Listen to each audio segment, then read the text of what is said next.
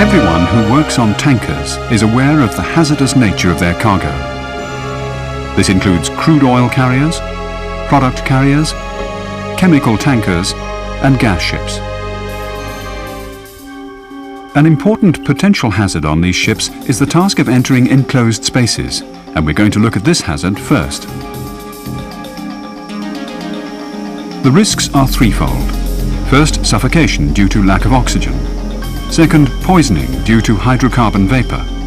And lastly, poisoning by any other toxic substances which could be present in the atmosphere. Any enclosed space on board which is not normally occupied should only be entered after the most thorough checks and using only the approved company procedure. The margin for error is very small. You can survive several weeks without food, several days without water, but only a few minutes without air, and only a few seconds in a toxic hydrocarbon atmosphere. Your company will have its own procedure for these entries. You must keep to it precisely. Before you sign this, we'd like to take down some escape sets with you and minigun. This procedure will include an entry permit signed by the master or the designated officer, an entry team of at least 2, regular checking of gas levels in the enclosed space. These checks will consist of, firstly, the oxygen level, secondly, the hydrocarbon gas level, and thirdly, measuring the level of any other toxic gas that is likely to be present. There will be a need for continual mechanical ventilation before and during the entry. Breathing apparatus, safety and resuscitation equipment, with trained personnel ready at the entry site. And last but not least, an effective chain of command, with a watchman in place at the entry point with communications equipment. If any of the provisions in your company's procedure cannot be met, the entry must be postponed until it can be. Never be tempted to cut corners to save time. The risk is just too great. Ventilation should be continuous as long as anyone is in the space. Always be on your guard, even when tests have shown a tank to be safe. Pockets of gas could still be there, or scale could move, giving off fresh vapors. Never attempt to enter an enclosed space with an unconscious person inside, without breathing apparatus.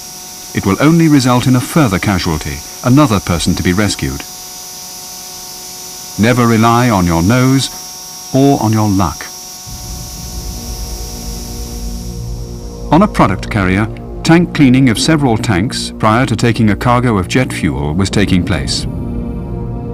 After the gas level was checked in one tank, the ventilating fans were moved to a second tank to speed up the work. An officer entered the first tank to complete the cleaning.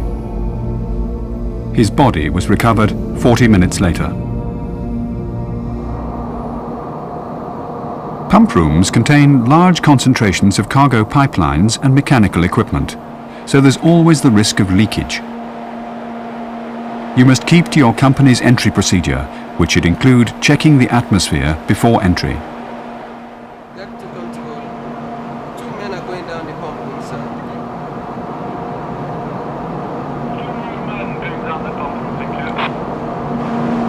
Ventilation must be fully operational for at least 15 minutes before any entry. It must continue as long as anyone is in the pump room and throughout cargo operations. Good housekeeping, proper maintenance of mechanical and electrical equipment, and regular inspections are essential for pump room safety. Before any operation that involves opening up of pumps or valves, a detailed permit to work needs to be in place, and the bridge must be fully informed. An officer should be present to ensure that the work site is completely safe. It pays to take great care in pump rooms. During cargo operations, it's always possible that petroleum vapors are present. These vapors are toxic, and you must avoid breathing them. Your sense of smell can quickly become impaired by a persistent smell such as hydrocarbon vapor or hydrogen sulfide, especially hydrogen sulfide. So if you know where the vapors are coming from, tell someone quickly. If any cargo gets on your skin, you should wash it off immediately. One of the greatest risks on tank ships is fire. Vapor from the cargo is flammable and surrounded by air, so fire prevention efforts are directed at eliminating the possibility of any heat source or spark that could cause ignition. Smoking materials are one possible source. Officers and crew are familiar with the restrictions on smoking and smoking equipment. These restrictions apply also to mobile telephones, pagers, cameras and any equipment that is not rated intrinsically safe. But every crew member must make it their business to ensure that all visitors to the ship are equally aware of the smoking regulations. Cargo vapor can get anywhere. Often heavier than air, it can move around the structures of the ship, making it difficult to predict where it will go. So always work on the assumption that vapor is nearby you on deck. Sparks are another possible source of ignition. So to avoid this risk, only intrinsically safe electrical equipment must be used on deck and in tanks. It's essential to check thoroughly that this equipment is in good condition and that the insulation is intact before you use it. Great care needs to be taken with all metal tools so that they're not dropped. Any hot work must conform precisely to the permit to work issued for it. You must follow the restrictions to the letter, even if it means more time and trouble. The conditions have been imposed for your own safety and the safety of everyone on board. Deck plating was being repaired on the deck of an oboe on a ballast passage. Everyone assumed that the tanks were inerted, but the proper procedures had not been followed. The tanks were not inert. There was an explosion, resulting in 2 fatalities.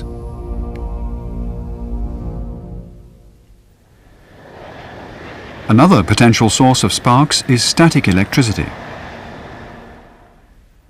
A static charge can build up by pumping petroleum products through pipelines, tank washing with water or products, and tank steaming. If an unearthed metal object is put in this field, it can cause a spark. However, the charge will dissipate in time, so the tank must be left for at least 30 minutes, and possibly longer, to reduce this risk. So always make certain that ullaging tapes are properly earthed if tank washing has taken place recently. If in doubt, wait. As a result of the safety measures taken by every well-managed ship, fires are comparatively rare.